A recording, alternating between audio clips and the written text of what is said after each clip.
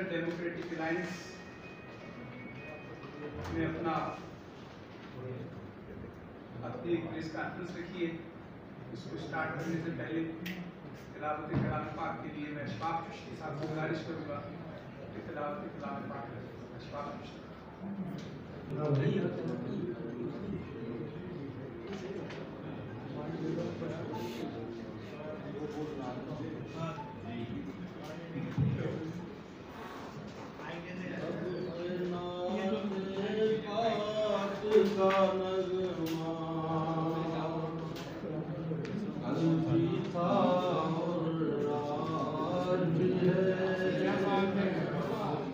मेरे नबी से मेरा रिश्ता कल भी था माशाल्लाह वस्त वो कैसे हो सकता है जिसको ये मेरा नहीं है, नगीना वस्त वो कैसे हो सकता है जिसको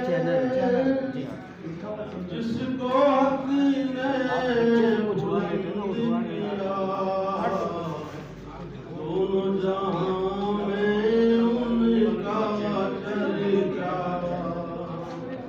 कल भी था और आज भी है। मेरे नबी से मेरा रिश्ता कल भी था और आज भी है। बदला दो दुश्मन दी को गैरत जिंदा है। बदला दो गुस्ताख नबी को गैरत मुस्लिम जिंदा है। उन पे मर मिटने का जज्बा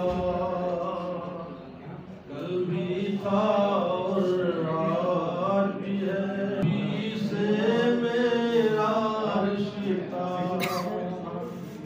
कल भी था और आज भी है। और किसी जानिब क्यों जाए और किसी को क्यों देखे अपना सब कुछ गुंबद खजरा कल भी था और आज भी है। मेरे नबी से मेरा रिश्ता कल भी था और आज भी है। मुश्तरका प्रेस कॉन्फ्रेंस है हमारी, जिसके होस्ट कराची ग्रैंड अलायंस और आज़ाद इत्तेहाद पार्टी है, जिसके सदर जनाब यूनुस यानी साहब हैं कराची ग्रैंड अलायंस की तरफ से, मैं मोहम्मद असलम खान, और हमारे चेयरमैन जनाब इकबाल डार साहब जो पाकिस्तान जमहूरी इत्तेहाद के चेयरमैन भी हैं। हमारे साथ स्टेज पर इस वक्त पीपल्स मूवमेंट इस्तिक़लाल पार्टी के चेयरमैन सैयद मंजूर अली गिलानी साहब इस मुश्तरका प्रेस कॉन्फ्रेंस में मौजूद हैं। हमारे वाइस चेयरमैन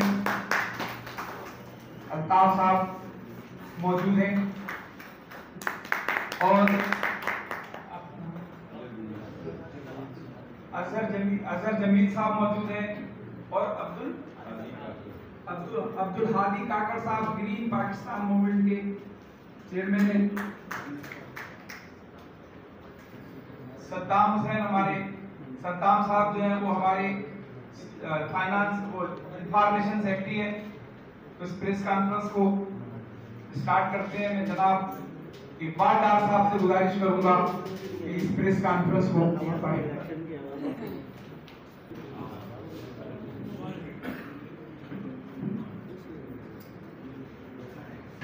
नहमदु व नसल्ली अला रसूलिल करीम अम्मा बाद फ़ौज़ बिल्लाहि मिनश शैतानिर रजीम बिस्मिल्लाहिर रहमानिर रहीम।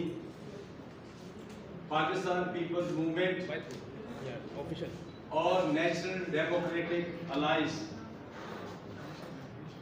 हमने गुज़श्ता दिनों 2 इजलास किए हैं लाहौर और कराची में। उसके बाद हमने फैसला किया कि कराची में हम एक प्रेस कॉन्फ्रेंस में अपने आइंदा की लाहे अमल का ऐलान करेंगे। तो मैं आपको पढ़ के सुना देता हूँ कि हमने फैसला किया। उसमें यह है कि क़ब्ल अज़ वक्त इंतखाबात के इनेकाद को मुस्तरद करते हुए खुदकुश हमला करने की धमकियाँ देने वाले साबिक़ उज़रा के खिलाफ फौरी कानूनी कार्रवाई का मुतालबा करते हुए कराची प्रेस क्लब में मुश्तरका प्रेस कॉन्फ्रेंस में कहा कि एक तरफ पाकिस्तान में गिरती हुई मईशत, बेरोजगारी, महंगाई और इस्तेसाली निज़ाम में अवाम का जीना दूभर कर दिया है, तो दूसरी तरफ सियासी बहरान भी तशवीशनाक सूरत हाल अख्तियार कर चुका है। पाकिस्तान के जफाकश मेहनती अवाम को उनके बुनियादी हकूक से हमेशा महरूम रखा गया, जबकि 1975 का आईन इनके हकूक का तहफ़्फ़ुज़ करता है। इस तरह मुकामी हुकूमतों के क़याम और अख्तियारात ना देकर वफाकियत को पसे पुश्त डाल दिया गया है। पीपीएम और एनडीए में शामिल सियासी जमातों के मुश्तरका इजलास मुनक़दा लाहौर और कराची में फैसला किया गया। हमारी राय में पार्लियामेंट, अदलिया और रियासती अदारों को अपनी अपनी आईनी हदूद के अंदर रहते हुए कौमी सलामती को मद्देनजर रखते हुए किरदार अदा करना चाहिए।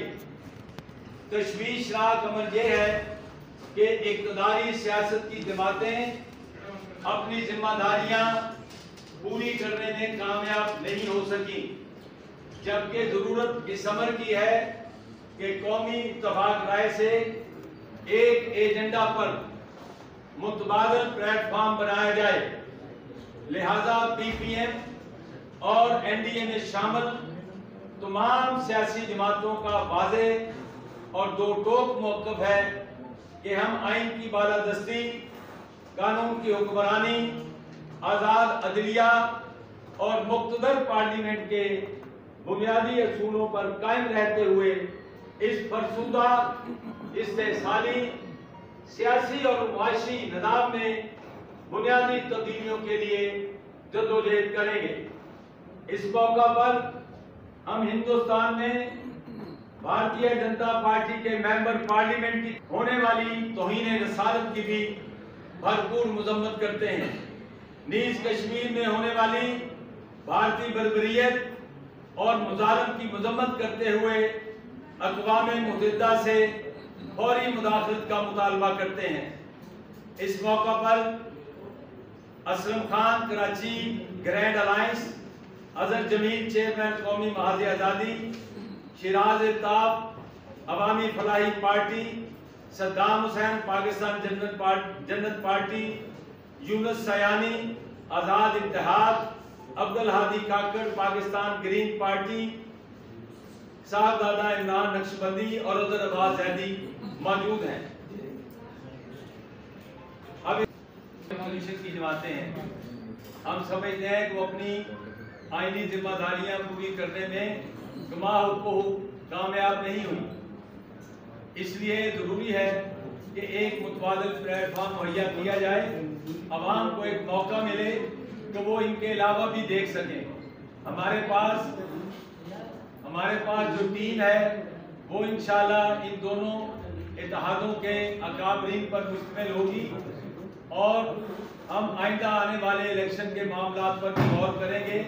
और इसी सिलसिले में हमने फैसला किया है कि 30 जून बरोज़ जुमेरात लाहौर में ऑल पार्टीज कॉन्फ्रेंस मुनक्कद की जाएगी, ताकि ज़्यादा से ज़्यादा जमातों का जो इत्तेफाक है वो हम हासिल कर सके। इकबाल डार साहब, आपने इत्तेहाद बनाया तमाम पार्टियों का, कहीं आपको नून लीग को नहीं भेजा कि इंतखाब नहीं होना चाहिए? हमने तीनों जमातों का जिक्र किया है, उसके बाद भी सवाल बनता है आपका। असलम खान साहब, ये जो कराची ग्रैंड अलायंस है, इसके क्या मंशूर है? यानी आप पब्लिक को क्या देंगे? आप के कोई मंशूर के अंदर जो चीज़ें हैं? देखिए, ये तो हमारा एक नेशनल अलायंस है जिसमें हम पूरे पाकिस्तान की बात करते हैं। कराची एक ऐसा शहर है जिसमें पाकिस्तान के चप्पे चप्पे से लोग यहाँ पर रहते हैं। हमारा नस्बुल यकीन ये है कि कराची के अंदर जितने भी कौमियत या किसी भी जबान के बोलने वाले किसी भी फिरके से जिनका ताल्लुक हो, उन सबको जो है हम चाहते हैं कि यकजा होकर इस शहर कराची के लिए, इस मुल्क पाकिस्तान के लिए जद्दोजहद करें। कराची में जब जद्दोजहद शुरू होती है, क्योंकि कराची हमेशा से हस्ब इख्तिलाफ का शहर रहा है, तो जब भी कोई तहरीक कराची से उठती है तो वो हमेशा कामयाबी के साथ दरकिनार होती है। इकबाल डार साहब ने यही कहा कि हम कराची से, हम इस्लामाबाद में भी कर चुके हैं प्रेस कॉन्फ्रेंस, लेकिन आज गिलानी साहब हमारे साथ मौजूद हैं, शेराज अल्ताफ साहब मौजूद हैं और आज़ाद इत्तेहाद पार्टी के, और आज मुझे बड़ी खुशी, आज़ाद इत्तेहाद पार्टी के यूनुस सियानी साहब हैं, और मुझे बड़ी खुशी हुई कि काकड़ साहब भी आज ट्विटर से यहाँ आए हुए।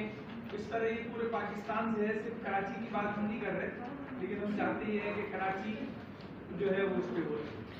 अच्छा, इकबाल डार साहब, आप एनडीए के चेयरमैन हैं और गिलानी साहब पीपीएम के चेयरमैन, दोनों तकरीबन 30 जमातों का इत्तेहाद है। आप दोनों अगर मिलने के बाद, क्या आप दोनों का मिलने का चांस है, दोनों इत्तेहाद इकट्ठे हो जाएं और मिल के जद्दोजहद कर लें इस मुल्क के लिए? माशाल्लाह, बड़ा अच्छा सवाल किया है। ज़हनी तौर पे, कल्बी तौर पे, नजरियाती तौर पे, मकसद के तौर पे हम पहले ही इकट्ठे बैठे हैं, तो ये कोई इतना बड़ा मसला नहीं है। अपनी हम पहचान जो है तो जब वतन के नाम से करते हैं तो पहले इस वक्त मुल्क का मसला है। इसके लिए तो हमने जद्दोजहद शुरू की है, सिर्फ हम इकट्ठे नहीं या करना नहीं चाहते, बल्कि ये दावत दे रहे हैं। मेरा ख्याल में थोड़ा अगर इजाज़त दें तो ये आज के मकसद को, पाकिस्तान में कई बहरान जन्म ले चुके हैं, लेकिन क्यों ले चुके हैं और कैसे लिए, ये मेन चीज़ है सियासी बहरान से। अगर हुकूमत ही ना चले, एक दूसरे को कुर्सी की लड़ाई, तो कौम और मुल्क के बारे में कब काम करें। आज वहाँ पहुँच चुके हैं कि मईशत की बुरी खबरें जो हैं वो हर इंसान को परेशान कर रही हैं। महंगाई जो है, कभी सुना था कि एक हफ्ते के अंदर 60 रुपए, और अभी और ऐलान हो गया खाली पेट्रोल तो खतरात है। उसकी आज की वजह यह है कि कौमी मसाइल या कौमी सलामती के मसाइल पे हमारे बड़े पार्टियों के हुक्मरान या सियासतदान जो है वो एक बैठ के नहीं सोचते कि वतन होगा तो सब कुछ होगा। इस मिशन को लेके हम चले हैं, वो सिंध हो, पंजाब हो, गुजरात हो, बलोचिस्तान हो, पाकिस्तान का कोई इलाका नहीं, वहाँ के हर फर्द, हर जवान को हम दावत दे रहे हैं कि पहले हम मुल्क की फिक्र करें, और उसके लिए हमारे लिए कोई इतराज नहीं, ये अपने इक़्तिदार के लिए या अपने मसाइल के लिए एक दूसरे के सख्त मुखालिफ जमातें जो है वो पीडीएम बना के इकट्ठे हो सकते हैं, तो हम तो मुल्क के लिए इकट्ठे हो रहे हैं। और इनको हमने दावत दे रहे हैं कि आओ भाई बैठे, एक कौमी एजेंडा इस पर लिखा हुआ है, जो मुल्क के मसाइल हैं इसको पहले हल करें, कैसे करेंगे हमारे इत्तेहाद का मकसद। और हम घर घर जाने के लिए तैयार हैं, हम उनको सर पे बैठाने के लिए तैयार हैं, जो मुल्क के लिए आगे बढ़ेगा। अच्छा सर, मेरा सवाल ये है कि आप सबका एक इत्तेहाद हुआ है, तो क्या जो महंगाई का बहरान है, जो माशी बहरान है, हमारी मईशत जो तबाह हो रही है, इसके हवाले से क्या आप एहतजाज करेंगे आगे की आपकी पाइपलाइन में, और क्या प्लानिंग है? और इसके अलावा जो बल्दियाती इलेक्शंस का जो सिलसिला है, तो उसमें आप लोग अपने कैंडिडेट के इलाकों में खड़े करेंगे?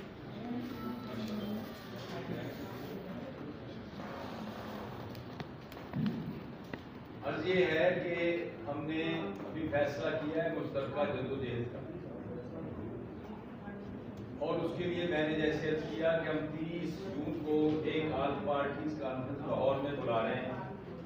हम चाहते हैं जैसा कि डॉक्टर साहब ने कहा कि ज़्यादा से ज़्यादा सियासी जमातों को और सियासी शख्सियात को इकट्ठा किया जाए जो मुख्तलिफ हवालों से मुल्क में नामवर हैं, उनको हम इकट्ठा करेंगे और जो एहतजाज करना है, मुस्तकबिल की जो हिकमत अमली है, वो 30 जून की ऑल पार्टीज कॉन्फ्रेंस के बाद अगले दिन जो कमेटी बनेगी वो फैसला करेगी।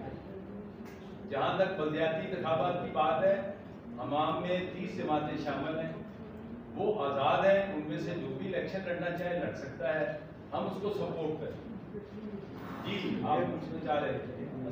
हमारा सवाल ये है कि आपने कहा कि इलेक्शन नहीं होना चाहिए, इसका क्या मतलब है कि क्या नहीं होना चाहिए? इलेक्शन फिलहाल आप इलेक्शन को आप मुस्तरद कर रहे हैं जी। पहली बात ये, दूसरी बात ये कि अकाउंटेबिलिटी उसको भी आप रद्द कर रहे हैं। इस तरह क्या जो लोग इस वक्त जो इक़्तिदार में बैठे हैं उनकी अकाउंटेबिलिटी होनी चाहिए या नहीं होनी चाहिए? आपने अब तक तो कोई बात ही नहीं की। मुझे जवाब देना, अकाउंटेबिलिटी अक्रॉस द बोर्ड होनी चाहिए। वो कोई भी हो, उसका कोई नाम हो, वो किसी पार्टी से ताल्लुक रखता हो, अकाउंटेबिलिटी होनी चाहिए। नंबर 1 रहा कि इंतखाबात हम कहते हैं कबल वक्त नहीं होने चाहिए। हम समझते हैं कि इस मुल्क के अंदर जो सियासी अदम इस्तेहकाम है वो इसी वजह से पैदा हुआ। ये बातें खत्म होनी चाहिए। जो आए आइन के तहत जो पार्लियामेंट बनती है, जो असम्बलियाँ बनती हैं, वो अपनी मुद्दत पूरी करे। ये जो तब्दीली आई है, ये तब्दीली को डंडे के जोर से नहीं आई, ये उसी कौमी असम्बली के अंदर तब्दीली आई, तो उसको कबूल करना चाहिए। बड़ी सिंपल बात है। अगर प्राइम मिनिस्टर ये समझता है कि असम्बली तोड़ दे तो वो तोड़ दे, ये इमरान खान को भी हक था, ये शहबाज शरीफ को भी हक है, क्योंकि ये प्राइम मिनिस्टर का हक है। अपोजिशन का हक है, वो मुतालबा कर सकती है, वो मुतालबा करते रहे। हमारा मौक़िफ़ ये है कि असम साहब, हमारा ये कहना है कि पार्लियामेंट को अपनी मुद्दत पूरी करनी चाहिए। ठीक है, इलेक्शन हो जाएंगे, खाली इलेक्शन होने से मसाइल हल नहीं होते, पॉलिटिकल सिस्टम को रहना चाहिए। अगला सवाल हमारा ये है कि आपने कहा 1973 का आइन है, 1973 का आइन पर 21 ऑपरेशन हो चुका है। 18वीं तरमीम के तहत लिसानी अक़लियतों को सूबे में जो है, खुसूसन सरहद में हज़ारा, सिंध में उर्दू स्पीकिंग, उसका इस्तेसाल हो रहा है। तो आप ये बताइए कि 1973 का आइन जो अभी 21 ऑपरेशन के बाद जो है, आप कौन से आइन की बात कर रहे हैं? 1973 जो भुट्टो ने बनाया था, उस पर भुट्टो ने भी 7 तरमीम की। वही मैं कह रहा हूँ, उस पर भुट्टो ने भी 7 तरमीम की। आप बताइए कि कौन से 1973 का सवाल आपका ये है कि ये आइन जो है, इसको इसके अंदर तब्दीलियों की जरूरत है। वो तब्दीली हो सकती है। अगर हम इक़्तिदार में आएंगे तो जो हम समझेंगे हम कर लेंगे। जो इस वक्त बैठे हैं उनको हक है, ये किसी एक फर्द को हक नहीं दे सकते। वो कोई सियासी आदमी हो, कोई जर्नैल हो, कोई जज हो, कोई जर्नलिस्ट हो, कोई मुल्ला हो, किसी एक फर्द को हक नहीं है। ये अवाम की मुंतखब करदा पार्लियामेंट का हक है। आपकी एक राय है, हमारी एक राय है, लेकिन जो मुंतखब होके आएंगे वो फैसला करेंगे। ये जो तरामीम हुई है, इसमें तमाम जमातें शामिल थी, हम तो शामिल नहीं थे। और कोई भी चीज जो है वो हरफे आखिर नहीं है। आइन के अंदर एक रास्ता दिया गया है कि किस तरह उसके अंदर तब्दीली लाई जा सकती है। हम किसी सूरत भी किसी शख्स को किसी भी किस्म की किसी जिसे आप कहते हैं अफराद के ग्रोह को हक नहीं है कि वो उसको तब्दील कर दे या उसको तोड़ दे। हमने सारी जिंदगी हर किस्म की अवामी या फौजी या इस्लामी जो अमलीत इस मुल्क में आई, हमने उसकी मुखालफत की है और आइंदा भी किसी को नहीं माने।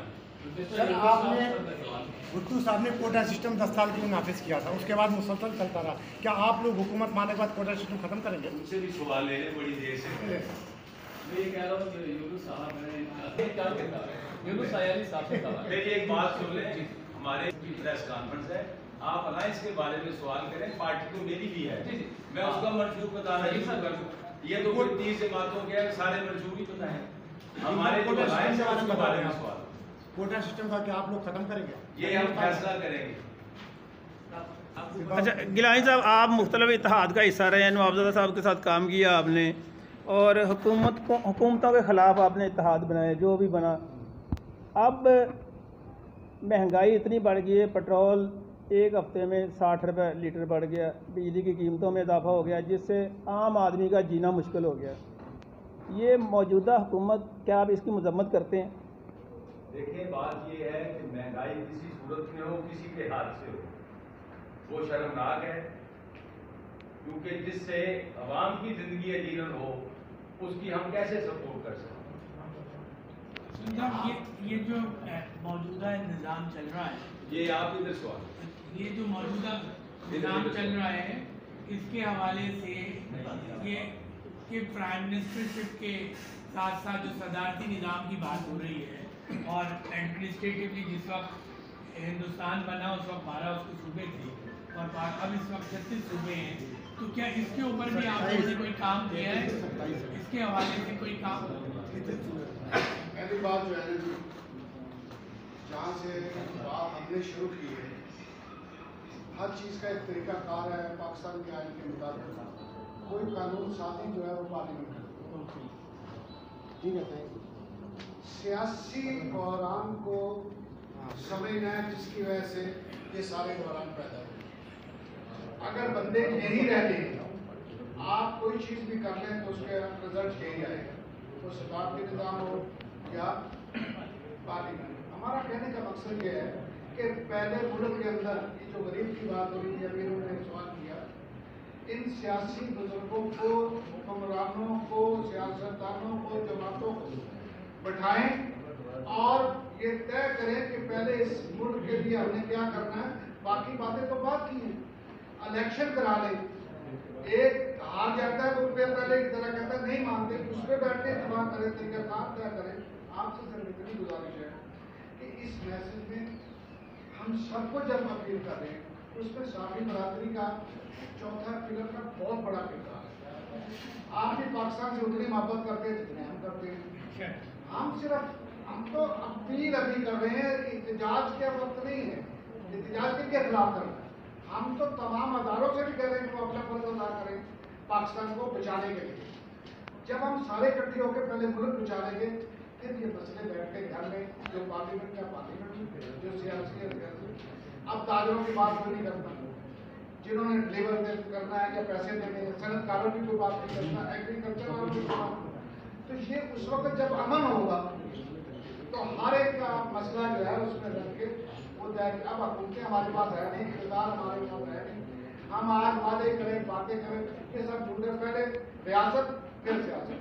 और कोई बात है बताएं। अजहर जमील साहब, आप पुराने सियासतदान हैं। मेरा एक सेकंड मेरा असलम साहब से चेयरमैन अपना ग्रैंड अलायंस के उनसे सवाल है सर मेरा कि सर एक बार मैं अलायंस के एक ये चेयरमैन एक कम है, मैं ग्रैंड अलायंस की बात कर रहा हूं, जो आपने पूरी ग्रैंड अलायंस मैंने पहले पेश किया कि हर कोई अपनी पार्टी का मंशूर बताएगा, ये करेगा। सर भाई आप नहीं बताएं, हमारा काम है। मैं सवाल करना चाह रहा हूं, आप नाराज हो जाते हैं, आप नाराज हो जाते हैं अगर हम किसी नहीं करें, आप नहीं बताए ना, हमारा काम है सवाल आप नहीं बताएं।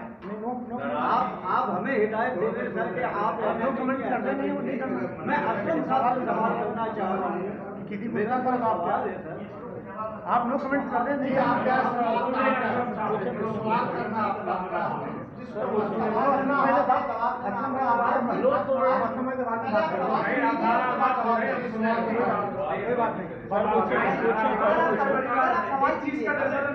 करना चाहते हैं। नहीं सवाल कीजिए, सवाल करें। सवाल कीजिए।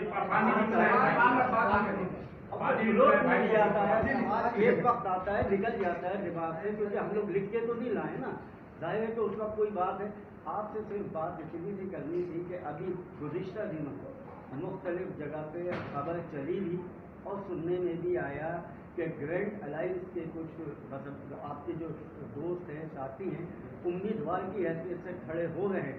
तो क्या अब आप वापस लेंगे या वो खड़े होंगे इलेक्शन में?